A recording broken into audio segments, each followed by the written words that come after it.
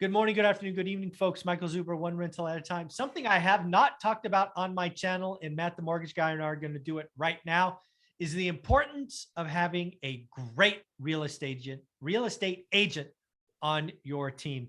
Matt, tell me what you've seen in the last couple of days. Yeah, I mean, I get to sit in this seat as a mortgage broker, and I get to work with the good, the bad, the ugly, all the agents, right? Yeah. Somebody comes to me and they're working with, their neighbor, their brother-in-law, an agent they've already got an established relationship with, and I'm just the guy doing the loan. So I can tell you, it pains me a little bit to see people that are at frustration level 100, right? Can't get an offer accepted. It's a terrible experience.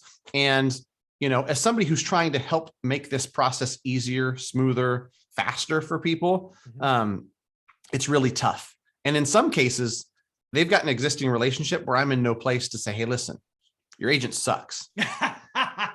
but it's the truth in some cases, because, why are some agents getting 1 in 1.3 offers accepted? Why are some agents having their clients consistently win time and time again? It's not luck of the draw. I've got great agents who I've sat with, and, they're data driven, numbers don't lie. And they say, Matt, I've wrote this many offers and got this many accepted in the last 12 months. I'm like, wow, there's other agents that have wrote 3 times as many offers as you and only have half of the accepted offers as you. And it's really a function of a lot of stuff that, by just saying it, talking to somebody about it, probably couldn't ingrain it in somebody. But I tried to dig it out of an agent and tell me your secret sauce. Tell me what you think you're doing better than other agents, because I'm curious, I'm genuinely interested. And, a lot of the stuff you hear, and it wouldn't be new news to people, about calling the list side, getting information about what type of things are important to the seller, how you should write the offer, having your mortgage broker call and confirm, yeah, we've got a full file. Yeah, we can get it to closing quickly, but there's not going to be any issues where, that stuff is all kind of a given. But, the interesting that came out of the conversation I had just recently was, he said, Matt, it's interesting because every list side agent you deal with is different. They want to be communicated with different. You've got to, in real time, kind of learn how to make adjustments, right? You might call, they might want to talk with 15 minutes and build a rapport, and other agents want to get straight to the point. But whatever you do, he was telling me, like, one, you've got to get the information to know how to put the offer together that's going to be attractive to their seller. So that's step 1. Step 2, he said, they're going to talk to 60 people in a 48-hour period in a market like this, where there's so much interest and there's so many people writing offers. You've got to be memorable enough to where when they're reviewing with their sellers, they've got numbers and they've got, offer prices, but then it's like, oh yeah, I remember talking to Doug. Great guy, great agents. I think it's going to be a smooth deal with him. And so, he was telling me about, some of the ways that he's trying to be memorable, shooting a text at agent immediately after. Great talking with you. I'm going to send that offer over about 8 p.m. tonight. Look forward to working with you, whatever that case may be. So it's like, remember me when time comes to make the decision, because it might be listed on a Tuesday, and then, 5 days later, 7 days later might be like the review time, where it's like, hey, I'm going to sit down with my sellers on Monday evening and we're going to review offers. I know too that I'm trying to be proactive, and I'm the agents that I'm partnered with, where we're working as a team. We're trying to do everything for buyers. You submit that offer, the listing agent doesn't even have to do the work of tracking me down. I call them. Hey, listen, I'm calling on this offer on 123 Main Street. Realtor is this, client is this. Just want to let you know we've got a full file.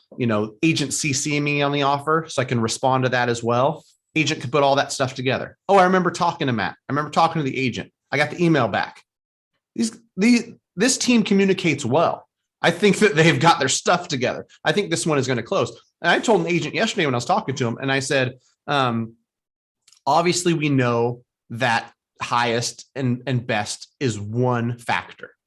I said, I think another factor, and I'm literally trying to like put this into the agent's brain, right? I said, I think another factor is how likely it is to close, how certain you are it's going to close.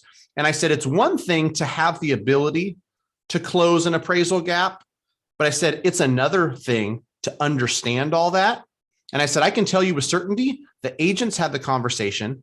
Me and my team have had the conversation. This client is not only able, but they're willing. They understand. We're writing at 300. If it comes in at 275, I know what the loan looks like. I know what it's going to look like to go from 10% down to 5%, what cash to close I'm going to bring. Because if all this stuff wasn't going on, and let's say they got an offer at 305, client wasn't aware of any of that. Appraisal comes in at 275, even if they could, maybe they don't want to. Maybe they see that and it freaks them out. Yeah, they back out. It's a bad deal. Yeah. Oh, right. I got taken. Yeah. And so those are the types of conversations where the agent goes, you know what? Like, I'm going to tell my seller, like, this is a sure deal. And while 303 might be more attractive than 300 from a price perspective, the certain 300, and that's why cash offers win, right? Exactly, because they're more certain. They don't have to worry about, financial contingencies. When we say we can close it in 17 days, we've got a full file, we're ready to go. There's some certainty around, them knowing everything beforehand, and an appraisal can't mess it up. Inspections can't mess it up. This is somebody who's, bought 4 properties in the past. All these things, right, is just creating certainty for the sell side. And, I'm playing a small part in that, but I think that the agent who's kind of leading the charge, if you're working with a subpar agent in a very competitive market, you're at a big disadvantage. And the worst part, Mike, is some people don't even know it, right? They just think it's an impossible market. I've put in 12 offers. I can't get anything accepted. This market sucks. Well, there might be something else in the equation that sucks. Are you saying it might be their agent? Is that what the lead up to this was? Gosh, don't throw tomatoes at the screen, agents. Please, I come in peace. Yeah. What I would sort of listening to all of that, definitely owner occupant focus for sure, but some investors as well, is you shouldn't be counting the number of offers you write. It's not really about the filling out the offer form, right? It's about how many conversations you've had. It really is understanding, and Matt, the lumberjack landlord, talks about it all the time, understanding what's important to the seller. Mm-hmm. It's not always price. It could be certainty. It could be a 30-day lease back. It could be this, it could be, I remember one time I got a deal because the owner wanted to remove a lemon tree, right? Normally speaking, the tree was there. It's a fixture. It's mine. It was a big deal. A kid planted it or whatever it was. I'm like, yeah, of course you can take the tree. I was going to get rid of it anyway. Yeah. Take your lemon tree. Yeah. But you just never know, right? Just asking the questions. And the other thing that I love that you've just gone through, especially for own occupants, especially for folks that are struggling, is it's got to be a team. What I heard you say, but you didn't say, if that makes sense, is you've got to have a team that's working for you. It's your real estate agent plus your mortgage broker working together, copying each other, following up, making sure that your offer is memorable. Trust me, if all agents are trying to get to know the other side, but when you can have your mortgage broker also call, say, we've got a full file. I've had the discussion. They know they may have to come up with a gap. We've had that discussion. That's what's going to make you memorable. And that's why you have to go to greatmortgagebroker.com, fill out the form, and work with Matt and his team. Right. Yeah. And I think that'll be one, piece of advice or action item or takeaway from this is you can start with a great mortgage broker and they can refer you a great agent. You can start with a great agent. They can refer you a great mortgage broker. Or if, like I've seen with some people, independently found a great agent, independently found a great broker, and they can work together. That's where some people are like, hey, should I always work with somebody who's got an established relationship already? This one I recently called on, I talked to the agent. I look at the data before I call the agent. 72 sales in the last 12 months. This agent knows her stuff. I called her and she said, I love Greg. I did a deal with Greg. Have you worked with Greg before? I said, to be honest, I haven't, but I had a great conversation with Greg. Sounds like a guy who does business and really knows his stuff. Me and my team do quite a bit of business. We know what we're doing as well. we're going to make a great team. I can assure you that. And so, you know, you don't necessarily have to find ones that are together, but it's a great way to find one or the other. I think that people should start with the mortgage side, but maybe I'm biased. If you start with the mortgage side, get a referral to a great agent. After we've coached you, assisted you, and helped you out, I got a vested interest in you having a good experience. I want you to get your offers accepted and win, right? So I'm going to refer you to an agent that's going to do a great job.